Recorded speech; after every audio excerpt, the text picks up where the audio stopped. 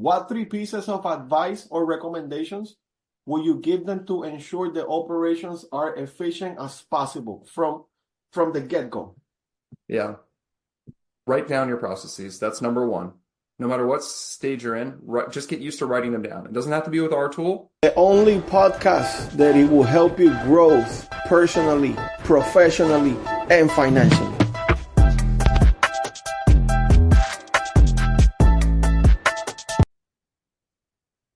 Good morning, good afternoon, maybe even good evening. Welcome to the Growth Talk with Glenn, where we deep dive into strategies and stories behind successful business growth.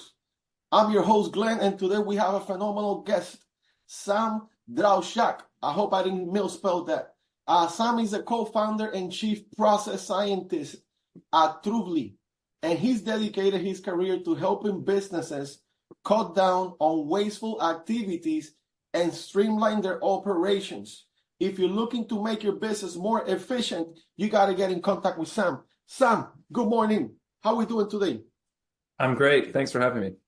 You're very welcome. So talk to me, Sam, if you don't mind introducing yourself. Who are you? What is that you do? And who do you help? Yeah, for sure. So I'm Sam Drawshack. I am a process scientist. I help businesses of all shapes and sizes, basically, any industry, any scale, with automation, scaling, and growth strategies and process management. I love that. What's the biggest business that you have helped so far, Sam? So I've helped, without naming names, I've helped several businesses in the Fortune 100, and I'm currently working with a business in the Fortune 10. So I've worked with the biggest businesses in the country. I've also worked with pre-seed startups, small banks, all sorts of different things. That's amazing, man. Well, let's get started. I noticed that you have your book, right? Becoming a Conscious Business, right? Draw lessons to biological system. Can you share an example on how biological principles can be applied to improve business efficiency?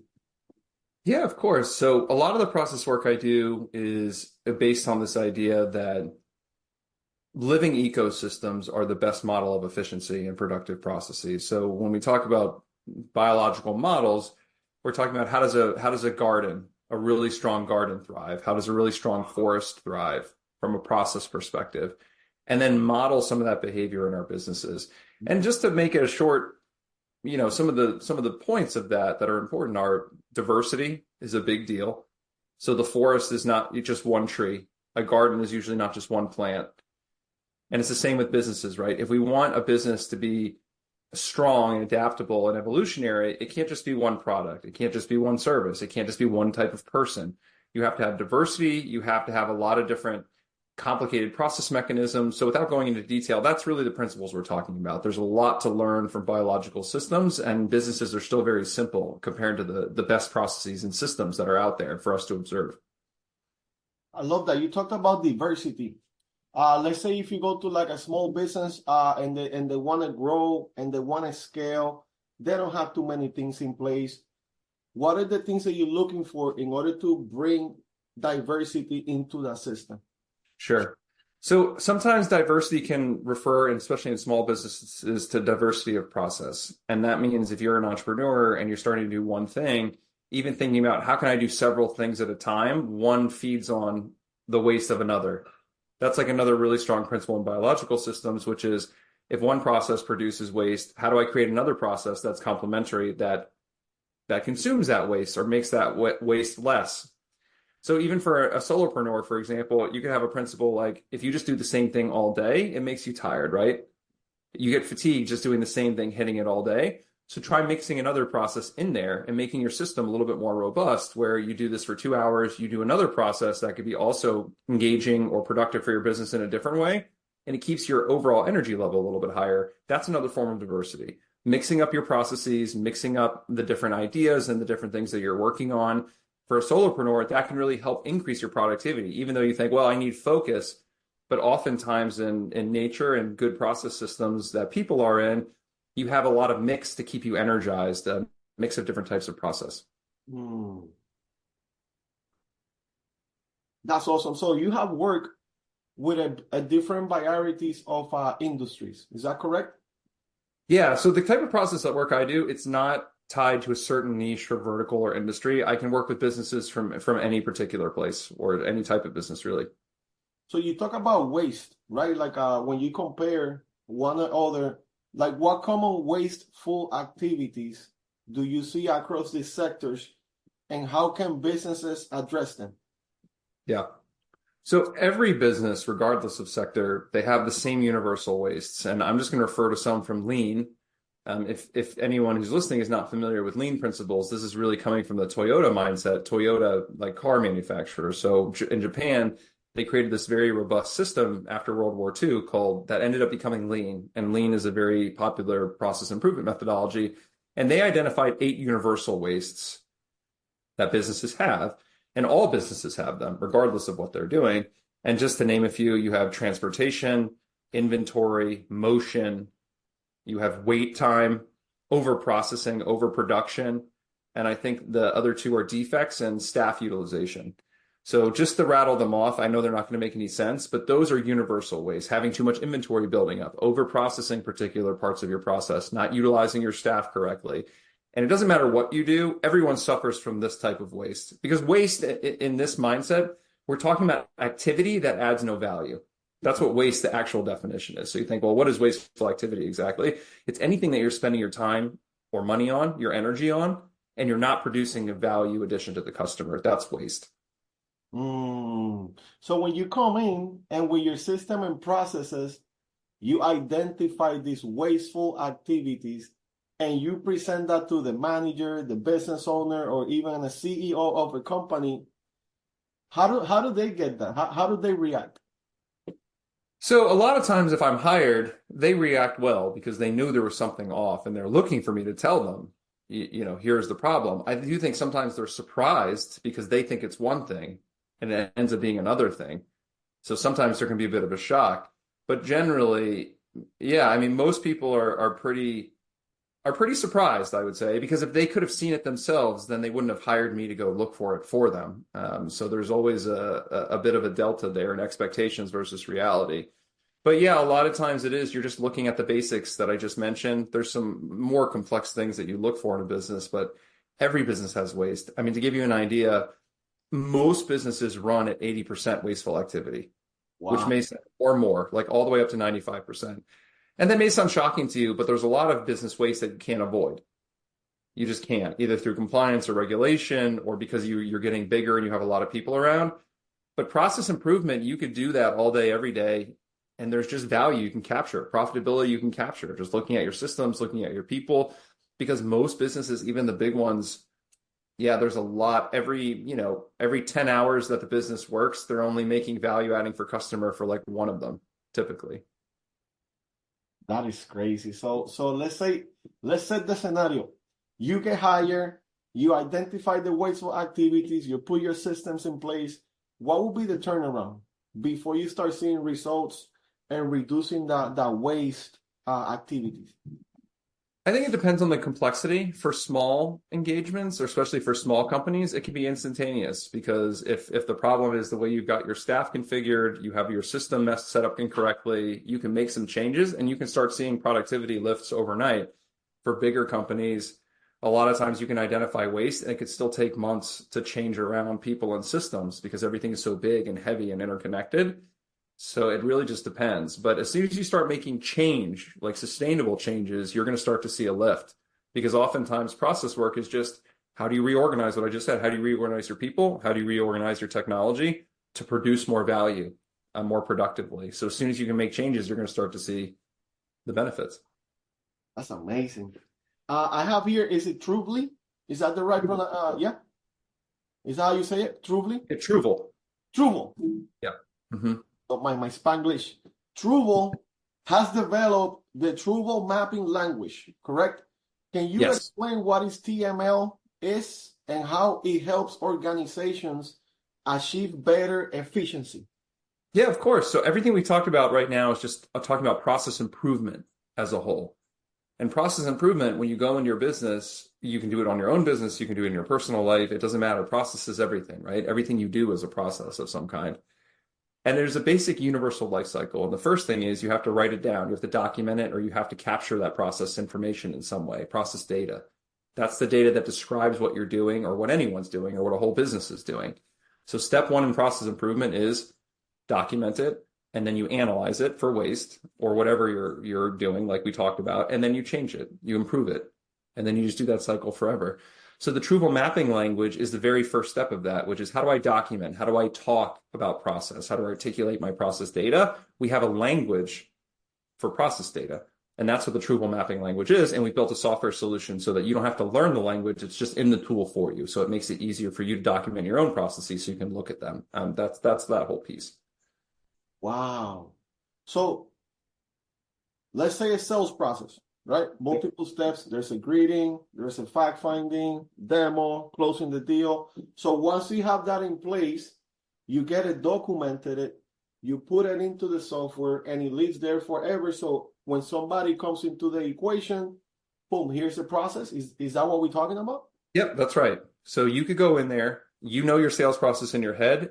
The Truval tool will help you document it in a way that other people will be able to read it easily. So it's a very easy process language to read. And then all of a sudden, you have made your first process map. And then you have a document that, like you said, you can share with new people. You can share with vendors if you're trying to change systems. You can share it for a number of use cases. But always the first step is being able to write it down. And a lot of people are intimidated to write down processes because they've never done it before. They don't know what system. They don't know how to do it. So the Truval mapping language is a very human-centric. It's an easy language to learn. Like if you get our software tool, you should be able to draw nice process diagrams, within minutes is our goal.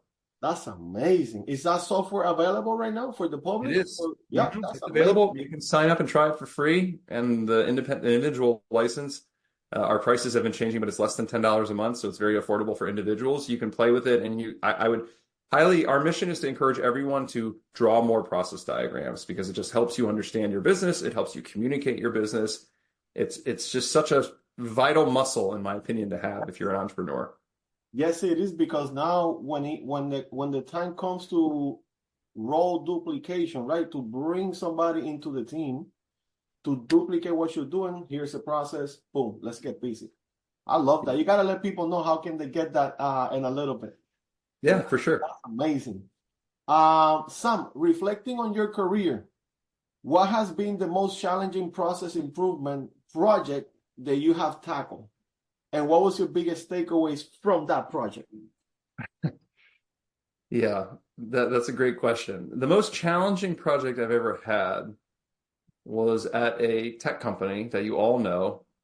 It's a very big tech company out in California, and they've been around for a while. I can't name names, but they're a social media platform that you're probably familiar with. And they were just very difficult to work with because they wanted to do process improvement changes, but they didn't want to make the changes. They wanted to do it their way. So I think you asked me earlier, what are some of the challenges? If somebody has an expectation for what they want to do, and it's different from what the reality that a consultant tells them, I've never had a bigger difference in expectations versus reality than I did at this particular company. And we worked for months just fighting about, they wanted me to say something that wasn't true. I can only say what I can say as a consultant, my professional opinion. I try to, maintain the integrity. And then it's hard to get something done in those situations. So I think that's where you run into the most difficulty when people they're not open to hearing what it is. I hire you for that. They're still not open to hearing. Yeah, and that's why in consulting, a lot of consulting is politics, to be honest, especially at the bigger companies. They hire a third-party consultant in to help them promote their narrative internally. So I don't need to get into the politicking of large company consulting. But yeah, sometimes they do hire you and they just want you to say what they want you to say. And it can be tricky sometimes. Interesting. So what do you do in those situations? Do you just play the game or you say, listen, I'm going to step out. You're not letting me do my job. How do you handle those situations? Yeah, it's a great question. So I won't pretend that I don't play the game sometimes, but as a consultant, in my mind, I'm always hired to help the organization achieve a result. And a lot of times achieving a result in organizations from a process perspective is helping everyone who's on the floor working. Because a lot of times they work long hours, they have bad systems, they have bad process. So when I come into an organization, my primary goal is usually help the most people I can and the business as a whole improve. Now, sometimes you can just say the thing that will help them and it can be received and they can do it. But oftentimes, like I said, I just said the worst case scenario, but a lot of times it's in between, right? You have to understand how to deliver the message so that it can be heard and that the business can act on it. Mm-hmm. And that is always going to have some level of politics, right? Because sometimes you have to speak in their language or you have to talk to the right people in the right order. You don't want to piss this person off before this person knows. So sometimes you have to be political in the sense that I have a message that I believe is right and an organization needs to hear to have the most improvement. But how you deliver that and how you work a situation, you have to be very, let's say, discerning. Because otherwise you won't get a result and then your work will be a waste. And I think that's the biggest shame. What was your biggest takeaways from that situation that you had with that company in California? The way you handle it and then, the end result. What was your biggest takeaway? I think the biggest takeaway was I was not as strong politically then as I say I've worked on that muscle. And part of it is because I've had these failures in my career, right? Which is I couldn't get the message across properly. It was a very complicated situation with a lot of different people with different motivations involved. And if I could learn a lesson, I did learn a lesson, I would have handled that with a lot more finesse, let's say, politically.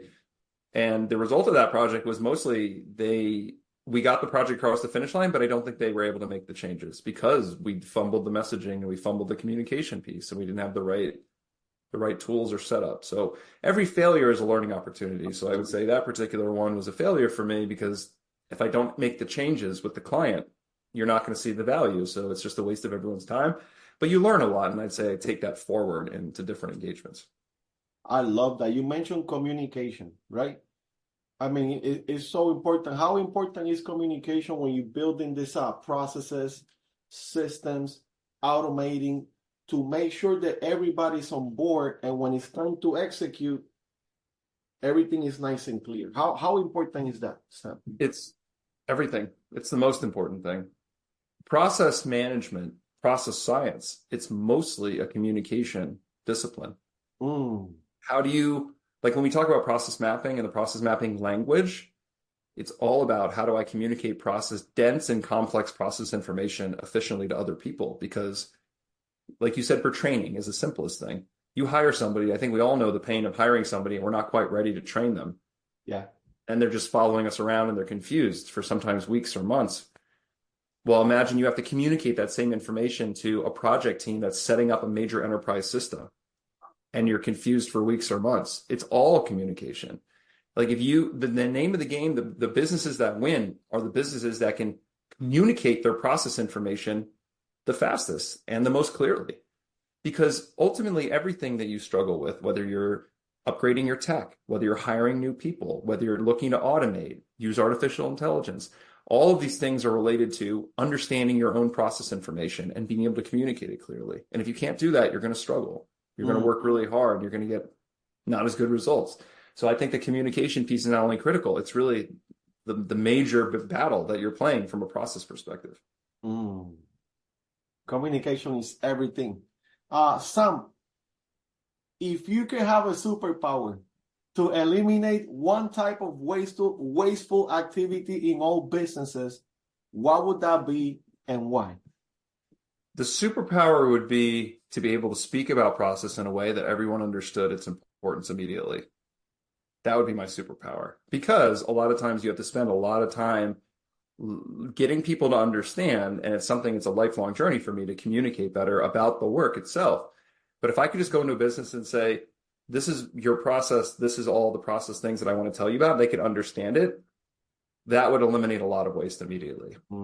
It's the biggest challenge. We have a very low maturity as a market right now about what is process work? What is a process? Everyone has a different definition, right? If you ask 100 people, define the word process, you get all sorts of crazy things.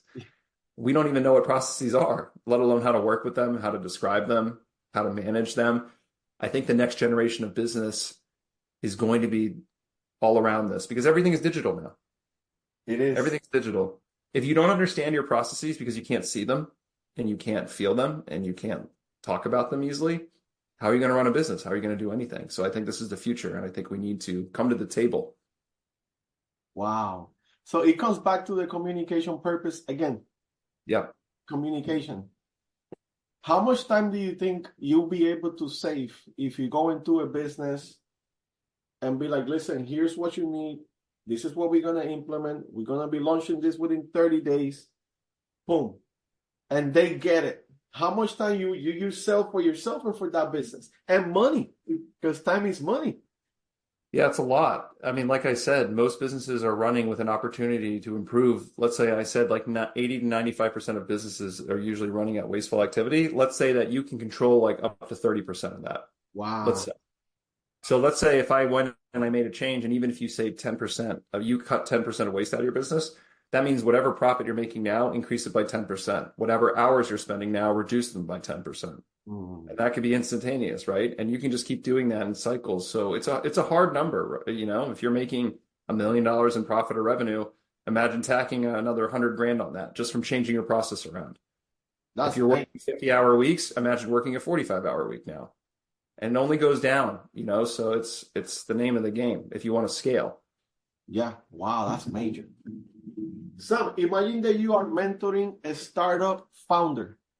What 3 pieces of advice or recommendations will you give them to ensure the operations are efficient as possible from the get-go? Yeah. Write down your processes. That's number one. No matter what stage you're in, just get used to writing them down. It doesn't have to be with our tool. It can just be on paper, but you have to practice writing it down, because if you keep it all in your head, that's where it becomes very impossible to grow.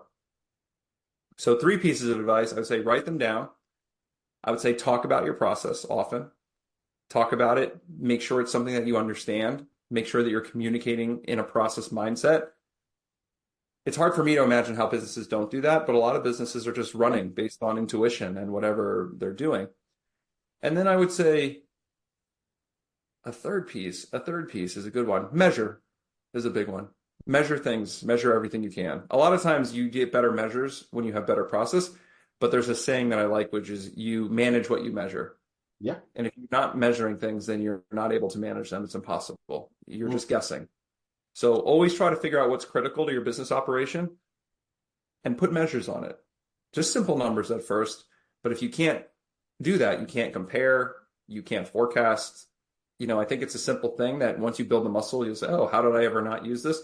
But having data as a way to inform your decision-making in business is super critical. So you can't have data if you don't measure.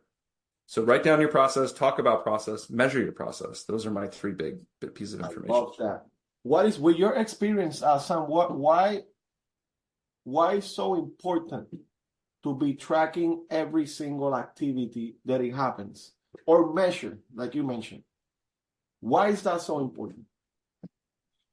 Well, it's so important because it's the information you need to make better decisions. Every day as a business owner or a solopreneur, you're just making decisions. You're the primary decision maker. It's this system versus that system. It's this person versus that person. It's time to hire. It's not time to hire. Every decision you make can be a better decision if you're informed by data and information versus just your gut. So if you want to look at your business growing as just a collection of decisions you make, you're going to grow more effectively, more productively if your decisions are better informed. That's the logic of it. So if you want to make better decisions, you need to have some numbers, you need to have some data, and you can generate that data yourself. So that's the biggest reason, is just to make better decisions. Make better decisions. Lead with the data. Sam, what was the most surprising discovery you made while developing the TML? Yeah, the most surprising discovery I made was that, mostly compared to other languages and process where they're very complicated, I was surprised that you could have an effective language that's very, very simple. And it's almost like storytelling. I made a storytelling language, but I was surprised over the years in the consulting business how robust it was and how effectively it drove outcomes in the business world. So that's, without going into a terrible amount of detail on that, that's my biggest surprise, that you can have a very simple process language and have a lot of great outcomes. I love that. So Sam, you as a consultant, have you ever hired a consultant, a coach, a mentor for yourself? I have paid mentors in different contexts, and I've paid, yeah, the answer is yes, for sure. Yeah, I mean, I haven't hired a consultant like myself. Because maybe it's arrogant, but I feel like I know the things that I know. But I have hired consultants and I've hired coaches in other spaces that have helped me in my own life personally. and professionally. Yeah. And how was that experience for you? It was life-changing, honestly. I reached out to get coaching when I felt like I was stuck in my career and my personal life. Yeah. So I think those are the times where if you can make yourself vulnerable and you're open to help, it was a big help. Yeah, significant for me. I love that. Would you recommend that for either our solopreneurs, entrepreneurs, business owners, CEOs, if they see themselves stuck within their process, would you recommend hire whether it's a consultant, coach, or mentor? I would, but I want to caveat that because for small businesses, money is usually tight. So I want to differentiate that a lot of times a coach, a mentor, a consultant, it doesn't have to be someone you go out in the market and have to pay a lot of money and add more stress on your plate. Sometimes it can be a family member. There's a lot of free resources. There's a national organization called SCORE, and they give free business coaching by retired executives. For example, just one example, right? So like there are free resources out there for mentorship and for helping young businesses, especially get started, because we want young businesses to thrive. We want you guys to succeed, and we want your businesses to add to the marketplace. Yeah. So before you worry about beating your head and trying to hire the best coach, the best consultant, go out to your network, see who's available. There's a lot of people with a lot of experience out there. It's more just building the muscle of being able to talk about your problems and receive help. And for a lot of people, they're just not used to that. So I just wanted to make that caveat. I think it's, yes, absolutely critical, but it doesn't have to be this huge expense. So start small and then work up if you really find value in that kind of activity. That's a great point. That's a great point because it is for small business owners, money is tight. I didn't even know about that organization named SCORE. That's a great insight for business owners out there. Well, yeah, they're a national organization. So you can look them up and you can just, you can sign up for a free business coach and they're there to talk you through different business topics from building a business all the way through like scaling and operating. That's amazing. That's amazing. Sam, we're getting to the end of towards the podcast. I want to make sure that everybody if anybody out there right now wants to get in contact with you, want to get like a free consultation or a discovery call, or even get to know you, how can they do that? Yeah, so the best way to reach me right now is at Truvle.com. And if you go to our website, there's a contact form, you can sign up for our newsletter. If you reach out there, it's definitely going to cross my desk. We're a small startup ourselves, so we're trying to get this going. So that's the best way to reach out. And I'm happy to talk process. I'm happy to talk process mapping tools. I'd encourage everyone to also reach out to me on LinkedIn if you want to have a personal connection. I'm Sam Drawshack. I'm the only Drawshack out there. So if you type in my name, I'm going to be the first one to pop up. So I love that. Reach out there too. I love that. Well, Sam, thank you so much for your time, knowledge, expertise. Every single call, I like to close it with a quote. Would that be okay with you? Sure. Actually, not a call. Every single podcast. I'll take that back. Yeah. So from page 9 to 85, you pick a number. Let's say 12.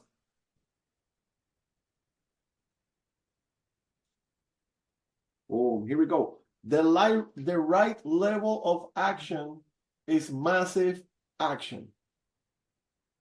Simple. Very simple. Sam, thank you again for your time, knowledge, expertise. Wishing you the best of success, health, wealth. And if you are a solopreneur, an entrepreneur, a business owner, or even a CEO, and you are struggling with your processes, get in contact with Sam. He got the tools to help you. And remember, always, always become the best version of yourself every single day. Have a wonderful day, guys. I'll see you on the next one. Let's go.